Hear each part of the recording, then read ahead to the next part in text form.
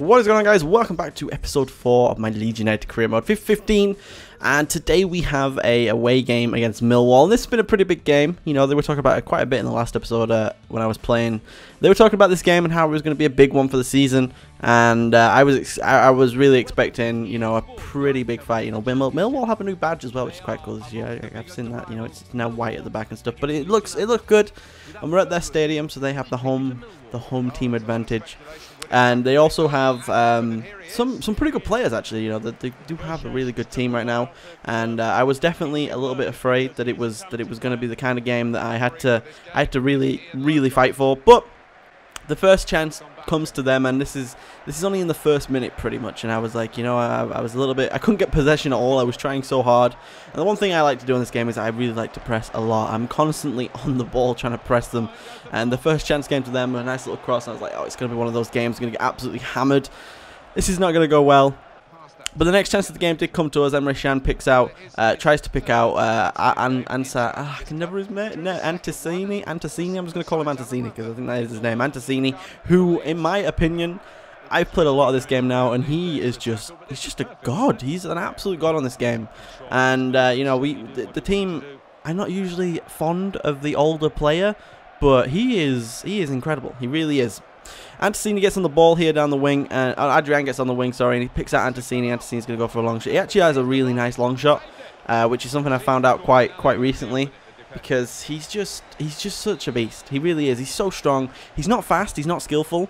And those are usually the type of players I go for. As you can see, I've got like Vieto and Adrian. I've got Emre Can. They're all quite skillful players. I think most of them, if not all of them, they all have 4-star skills. So I'm definitely someone who likes the Ronaldo chop and stuff. But Antacini, he just seems to. He's just such a prolific finisher. He knows how to score goals, and he's just so good. But Emre Can whips in a nice ball here, and it is Adrian, I think, from the edge of the box trying to get on the end of that, but it doesn't happen.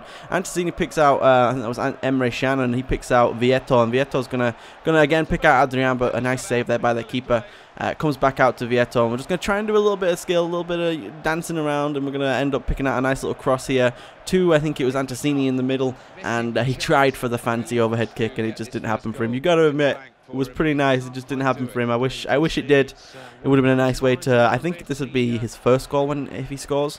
And we definitely want him to get on the score sheet because he's so good. But they get a nice chance here, and it was just down to the finishing. The finishing was not great. They weren't going to be finishing every single thing, and I think this game would have been a lot harder if they had a pretty good finisher. The one thing that I'm really happy about is that we do have an incredible finisher.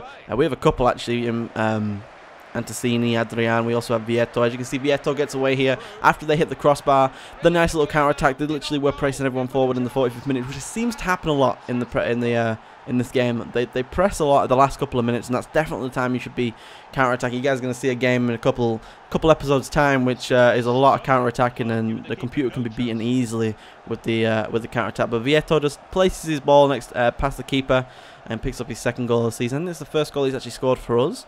I don't actually remember him scoring. He may have been a header, but that's pretty much it for the first half. There wasn't really much going on.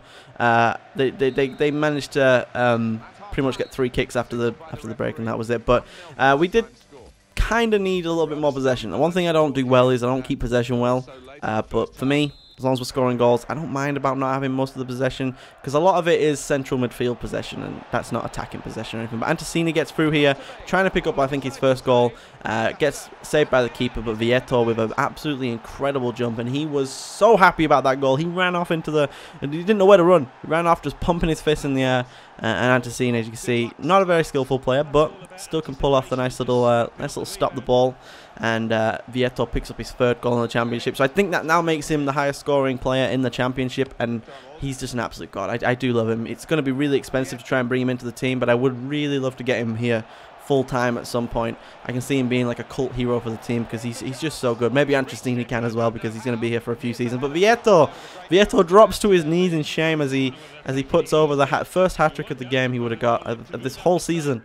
He puts it over the bar. It was just such an easy shot. But we're going to make some substitutes here. We're going to bring on, I think it was Sloth that we're going to bring on.